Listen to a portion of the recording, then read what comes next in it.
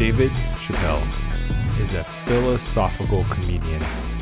His last special was absolutely genius. Marcus Pittman put on his Facebook that he was actually mad that Christians do not do what David Chappelle does. I'm not necessarily mad. I just want to encourage us to do the same. And it's a great example as well of how being successful puts you into positions to influence culture, to fight against the heathenism, the humanism, the philosophies that are revolting against God. We'll talk about that today. I also want to talk a little bit more about the bond market and the yield curve inverting. And I think that will take us to the end. Welcome to How to Build a Tent. My name is Matt Williams. I appreciate all of you new listeners. Welcome to the show. Just looking at the numbers, I feel so humbled and blessed. Thank you for supporting the show. Another way to support the show, besides just listening, sharing the show with the friends, is going over to Fight, Laugh, Feast Network, the network we are on, and supporting us.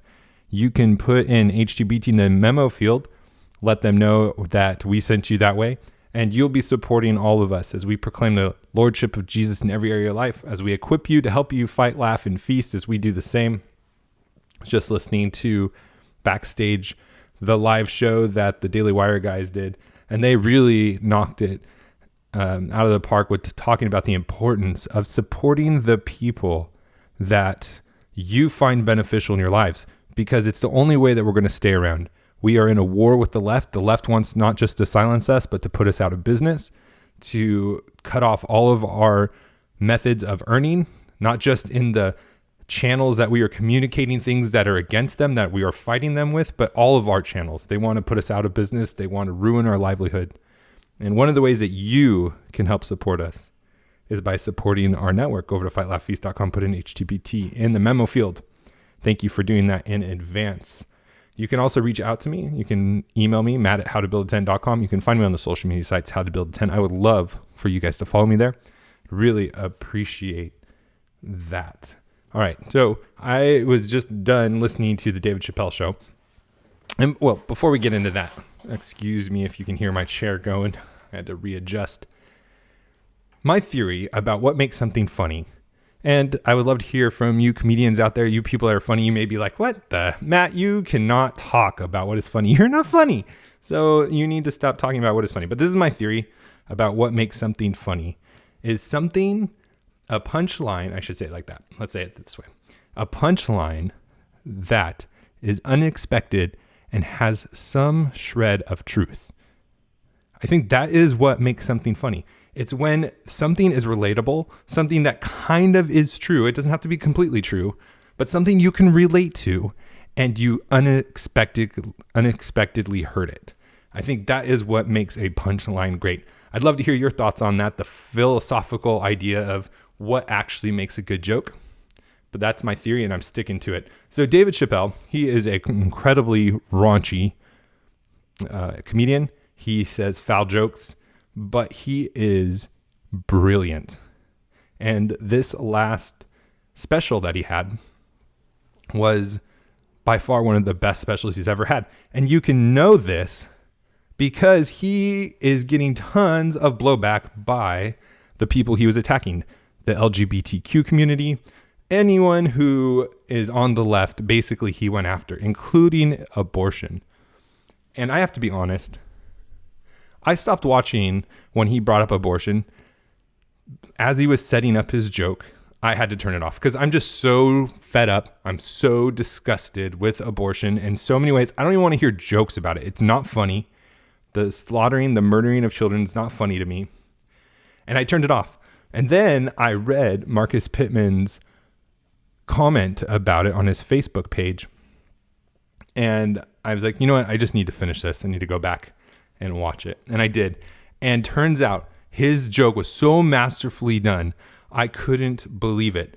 And I'm not going to ruin any other joke in the special, but I'm just going to say this. He takes abortion and the logical argument that the pro-choice party, the pro-choice people make, that it's my body, my choice.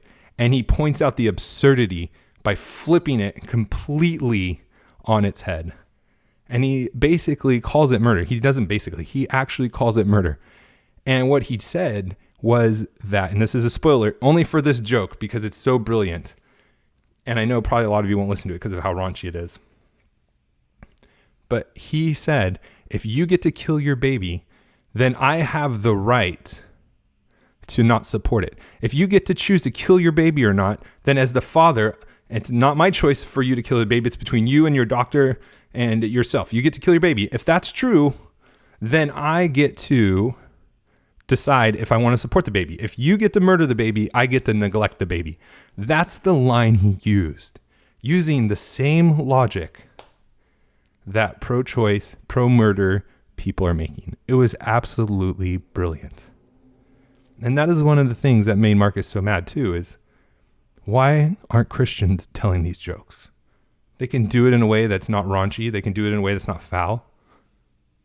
But they can still make the jokes the same impact. Now, granted, I think because he is not a Christian and he is somebody in that culture, that it was able to land a lot heavier. But we still should be making jokes like that. Now, a lot of us aren't comedians. A lot of us don't think about what makes a joke funny, like me. I don't know why I do that. I don't do stand-up. I'm never think that I'm ever going to be funny enough to do it. But I don't know. That's my mind works. I like to dissect things. But we all have influence in our lives. And even if we are not at a successful place today, there are still points in our life. There are still areas where God is allowing us to have authority, to have influence, to be leaders in our workspace, in our cubicle, in our families, in our church communities, in our softball teams. Wherever it is, we have authority. And it might not be jokes, but it could be some strength that you have, some way that you can voice your opinions, just like David Chappelle did.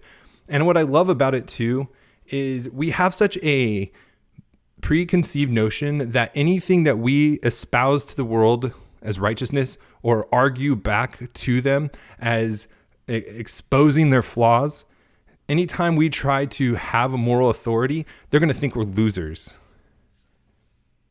They're going to laugh at us. They're not going to listen. But what happened with David Chappelle? It's the talk of Twitter. Twitter is going nuts over it. Not because he's corny, not because he was dorky, but because he hit it right out of the park. Even Vice had to tweet about it and said, you can definitely skip it. Not arguing what he said, but just trying to shut him down. And I like about this too is it just shows the left doesn't have anything. When you fight back with truth, when you fight back with logical arguments, when you use your authority that God has blessed you with, what can they do? If God is for us, who can be against us? This man is not a believer. David Chappelle is not a Christian. And yet he is braver than most Christians are. So I want us to be practicing how to be bold, how to be brave, how to have power. We are given a Holy Spirit to be brave.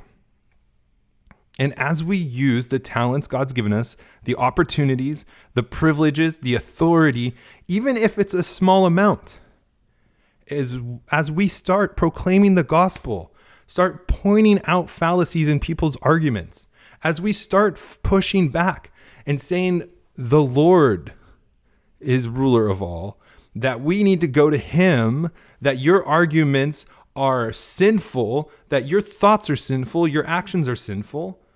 Now, obviously, there's nicer ways to say it. We don't have to be so direct all the time. We can be tactful. But when we do these things, God's going to honor that, and we're going to be more successful. Because if you can't do it now in the limited space that you have authority, as you have influence, if you can't do it now, then why do you think you're going to be able to do it when you're on a bigger stage? It gets harder to stand up for God the bigger you get, the more successful you get, the more money you give. The more money you have, the harder it is to give it away. The harder it is to give 10%. Because it's easy to give $1 when you have 10. It's a lot harder to give away $1 million when you have $10 million. I promise you that. So think about that. Think about how you can do what David Chappelle did with your own strengths, with the authority that you have in your life right now. And then as you become more successful, you'll already have that discipline, that pattern of thinking that way as you go forward, and God blesses you. Now, the last thing I just wanted to say or wanted to talk about is, again, the yield curve is inverted and everyone's freaking out about it. The markets are down. But we have to understand that a lot of this is China driven. That is Chinese people looking for a place to put their money because they're scared out of their mind that the Chinese economy is crashing down because the trade war is being won by Trump. The tariffs are damaging the Chinese economy. And where do people go when they're scared? They come to the United States. They put their money in secure assets like U.S. Treasury bonds. And as people pour their money into bonds, the less money people have to pay to borrow money, so the yields go down. I think this is a sign for Trump that he's actually winning. And again, the fundamentals of the United States economy are doing really well. The yield curve is not inverted because the economy is doing poorly. It's because the rest of the world is doing poorly, specifically China. And as more and more people pile in to borrow or to buy bonds, the cheaper it is for us to borrow, who knows? It might even be a better opportunity for businesses to lend out money, to grow their capital, to increase their investments. And hey, this run that we've had might just continue on. If Trump gets reelected again, has another tax break, continues to lower regulations, it's cheaper and cheaper to borrow money. Who cares what the Fed does? Maybe the Fed is going to become irrelevant in a lot of ways if they don't do anything drastic. Who knows what we'll see. Well, with that, we'll talk to you tomorrow. Let's go out and be successful. God bless.